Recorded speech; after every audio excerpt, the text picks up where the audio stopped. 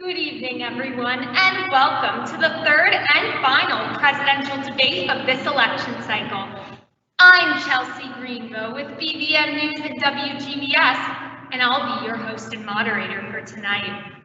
The debate will be underway shortly, but as our candidates get ready, let me say a few words. We at WGBS would like to thank the Sedimentary Association and the Richard Hagre Theater. There's been tremendous work done by both staff and crew for preparing a space for an event of this size. We also owe a great thanks to the Debate Commission for the sponsoring and organizing of tonight's undergoings. And while no one from their board can be here with us tonight to speak, their dedication to democracy is the reason we can be here. Last, but certainly not least, I'd like to thank all of you in the audience and at home for joining us tonight. I'd like to go over the rules of this debate before we begin so that we may all be on the same page moving forward. This debate will be approximately 16 minutes divided into two 8-minute segments. At the beginning of each segment, I will ask the candidates a question, at which point each candidate will have 2 minutes to speak uninterrupted. At the end of each segment, the candidates will be allowed to engage in an open debate.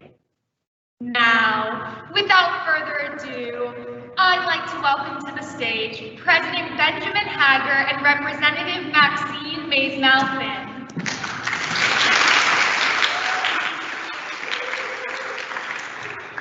Good evening, candidates. This debate will cover two major topics within the next 16 minutes. You'll each have 2 minutes to speak uncontested at the beginning of each segment, followed by an open debate. The first topic I know will be on everyone's minds come this election night. With the turmoil this country is going through, a new fire has sparked in a debate that is foundational to both party values. Tell me, should the people of this country be allowed to eat sand, and should it be regulated? President Hagre, the floor is yours for the next 2 minutes. Thank you. Good evening, everyone. As you know from my last term as president, I believe in the freedom that is at the heart of this country's values. This freedom permeates every essence of our political identity, and I want to make sure it is permitted to do so. Furthermore, I know that the safety of our society is in my hands and hands of those who help me govern. And I know that sand is a threat to that society. Those who want to eat sand should not be criminalized, but rather encouraged. My Vice President, Deborah Hursley, has been at the forefront of this initiative to rid this country of sand for the last 10 years. She's been on the front lines, eating it herself. For the last 3 decades, we've known that sand is a threat, and we know the most efficient way to deal with that threat is to put those whose hearts lie in the ingestion of sand to work, ridding this country of the sand that threatens us so. My father, Richard Hagre, was one of those workers until he retired last spring. The programs put in place by the Burgess administration allowed him, a working man from the country, to retire after 40 long years of doing his duty to this nation. I myself never had a taste for sand, but it's not about my taste. It's about the freedom to do with your life what you please and to do what is right. And I believe that includes every American's right to eat as much sand as they want, without regulation, for the good of the country. Thank you.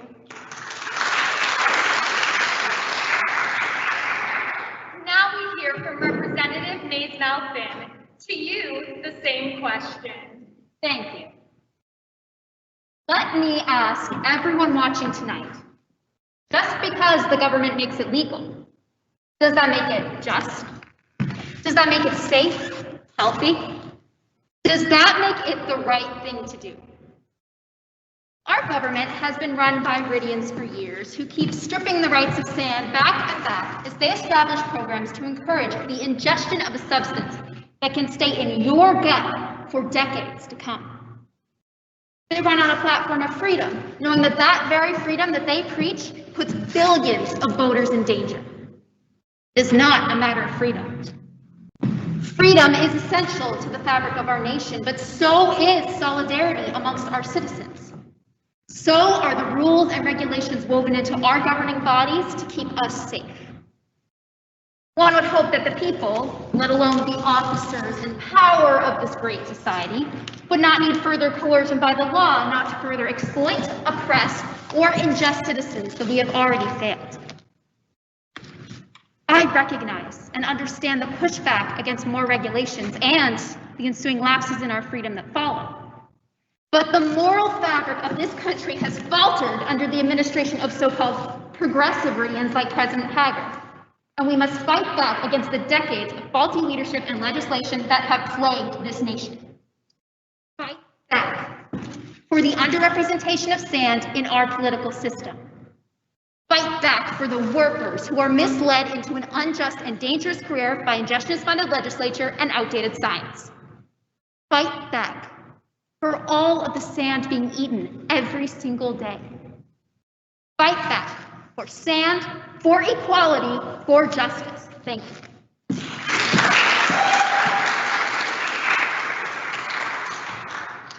Thank you, Representative Finn.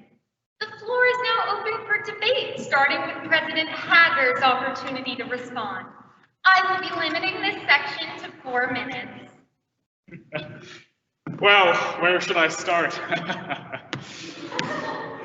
Representative Finn, do you think I'm some sort of comprehensive Eradican? My fellow politician's speech here makes it sound like I stand for nothing but the destruction of sand at any cost. But it's about efficiency and elegance in the face of the threats sand poses. My intent always has been and always will be to solve these problems as a nation where every citizen is important. I have never taken funding from partisan organizations nor created any so-called ingestionist-funded legislature.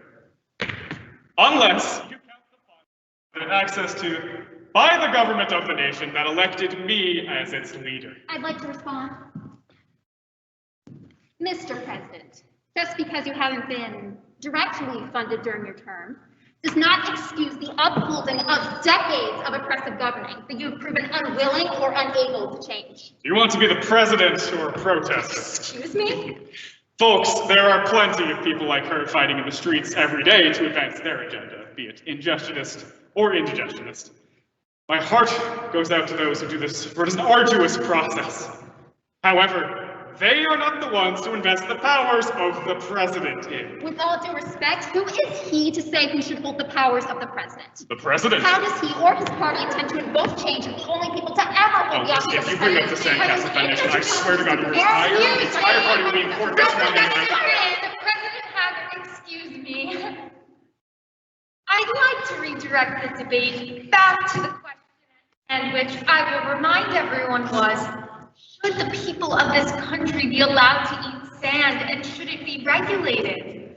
Representative Finn, you have the floor. Right. To connect to what I was just saying, and the question at hand, let me say this. My fellow citizens, we need change. If we are to enact justice and move towards equality, if we are to stop the ingestion and endangerment of our citizens, we need new legislature, and we need it soon. We cannot have that while men like him are in office. I'd like to respond. You have the floor. Representative Finn is right. With men like me in office, you don't get change. You get progress. And what we need now is progress. We are on the right track, and at this rate, we'll have rid this nation of this sedimentary threat in the next 10 years. All we have to do is support the workers that make that possible, just like the Burgess administration before me. Oh, and encourage those workers to eat until they die of sand ingestion-related illness? Representative, as a so-called woman of science, you should know that those claims are supported by dubious studies at best. There is no proof that the ingestion of sand leads to any ailments or disabilities, let alone fatal ones, as long as it's done in accordance with government standards and regulations. Like your father? What? Who retired last spring with serious scarring and damage in his digestive tract from the 40 years of ingesting sediment. We are not here to discuss my father, and his situation is not in the interest of this debate. Yes, it is. Everyone to my right is a man whose convictions are so twisted that he will push an agenda that has harmed his family and will harm yours. If you have a friend or loved one who's been harmed by their career in the ingestion of sand, I want to help you. As president, I will take the funds set aside for the retirement of sand ingestion workers and use that to help all of those workers in finding new, safer jobs.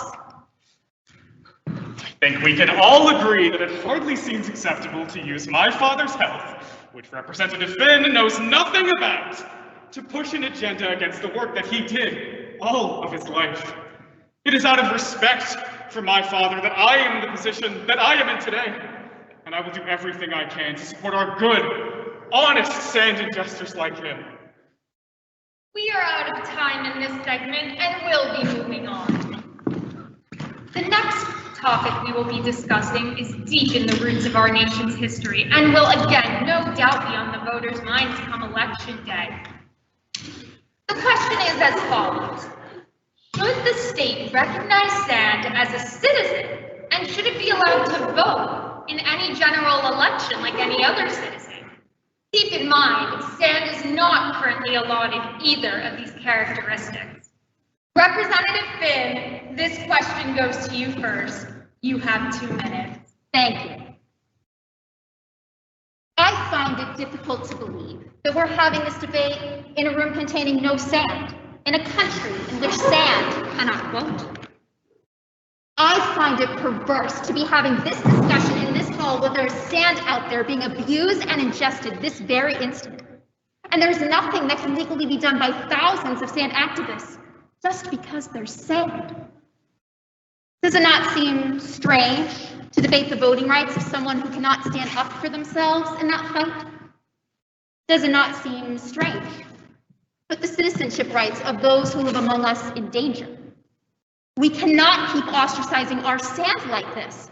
It is here in our society and has been here. Now, many argue that sand does not have the intelligence or the sentience to vote, or would not vote if given the chance. I say, that doesn't matter. Let them not vote if they please, but make it their choice. Let the decades of sand suffragist activism amount to something in the eyes of our government. The first half of this debate pertained to whether or not we could eat and eradicate sand. But are we really ready to have that discussion while sand still doesn't have a voice? As president, my first and foremost act would be sand representation, and I encourage every member of the audience to advocate for this, no matter the victor. We cannot have a democracy without equal representation for our citizens, and we cannot have a nation without citizenship for our inhabitants. Thank you.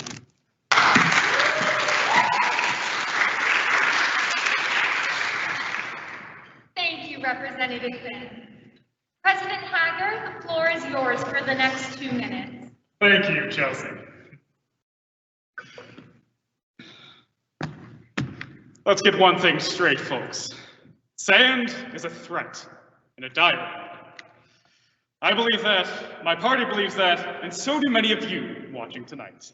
That is why so many of you have dedicated your time, money, and hard work into writing our nation up for so many years. Seeing that dedication is what inspired me to run last term, to keep us on the right track. And the work done by every member of this national community, from my cabinet to the sand ingesters in the fray, has made me proud of our nation. That is why I find it so offensive that there is a political party opposite my own smuggling pro-sand views into our political discourse. To grant sand the vote and to allow its citizenship would be to undo the work toiled over by so many of our countrymen. Yet any justices will preach the importance of sand representation until the cows come home, without a thought cast to the decades of hard work they'd be erasing. If you're against ingesting sand, I understand. Maybe you're a doctor or an inediblist. Regardless of your position on ingestion, we cannot let sand vote and gum up the political system further. We cannot let them dig into this untapped well of political power and control. Our democracy requires upkeep, and despite the draw of their moral quandaries, we must remain unfazed in the combat of so-called sand rights. When they take that domain, it will be the end of our streamlined discourse. Thank you. You both know the drill by now. The floor is open. Representative Maizemale-Finn, you may respond. I imagine there are many in the audience as appalled as I am at this intentional perpetration of the blatant oppression of our sedimentary brethren. To suggest that sand citizenship and representation is an unnecessary tax in our democracy is an irresponsible position to hold. We are built on our community and our voters, and their representation is of the most dire importance of any issue. I'm going to respond to that. Representative Finn, that's utopian. What this country needs is a strong leader supporting our workers. That can't be done when we're debating the voting rights of a demographic that clearly can't vote. But what about rocks, Mr. President? What do you have to say to all of the rocks listening tonight as you attack their kin's rights? We aren't here to debate rocks. Rocks have been able to vote for generations, and nobody is attacking their rights, and hasn't for years. But sand is just broken up rocks. When does a rock become sand, Mr. Hagre? Just because it's a smaller piece, it suddenly loses all of its rights? Representative, if someone were to cut off their own thumb, does that thumb then become a voter? If thumbs can't vote, neither can sand. You know that's a false equivalent. And besides, sand suffrage has been attempted in smaller areas before. It has resulted on massive spending on registration and accessibility with no meaningful outcome in elections. I'm familiar with the studies that President Hagre is citing, as I'm sure many of you are too, which makes it all the more absurd that he would use an example that was marred by such blatant gerrymandering. Gerrymandering? What are you, some sort of gustitist? You know damn well neither one of us knows what that means. Excuse me, both of you. The question at hand, please. As I was saying, those studies were anti-suffragist propaganda, at the best unintentionally. And we as a nation cannot be held back by the outdated science of the past. It's frankly abominable that we can sit around performing experiments when the groups we're experimenting on have yet to be represented. Once again, I agree with Representative Finn. Our scientists need not spend resources on studying the effects of sand suffrage, and those great minds can go towards solving the problem facing us right now. The eradication of sand swiftly and efficiently.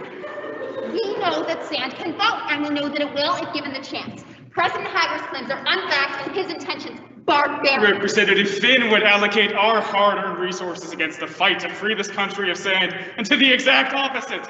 Full enfranchisement, putting millions of real citizens at risk. Anyone who has any knowledge of sand activism knows that sand is just as real a citizen as you or me. It's time to stop the stigma. Statistically, thousands of pounds of sand have been eaten during this debate, and we're spending our resources debating it. But as a figurehead of our democracy, I know that the resources we spend in forming our population are essential to the people. Yet that doesn't apply to the disenfranchised. Everyone, we have 1 minute left in our debate, and I'd like to give each of you 30 seconds for your final words. Representative Maizemale-Finn. To everyone watching tonight, I hope this demonstrates the direness of the situation. Sand must be enfranchised, and our current administration will keep funneling our money into just the opposite. I want to make a promise to all of the rocks in the audience, all of the sand watching tonight, and everyone who knows what we as a moral nation must do. If I am elected president, we will see these policies rolled back. We will welcome sand with open arms. But we have a long way to go, and we must fight back. For sand, for equality, for justice.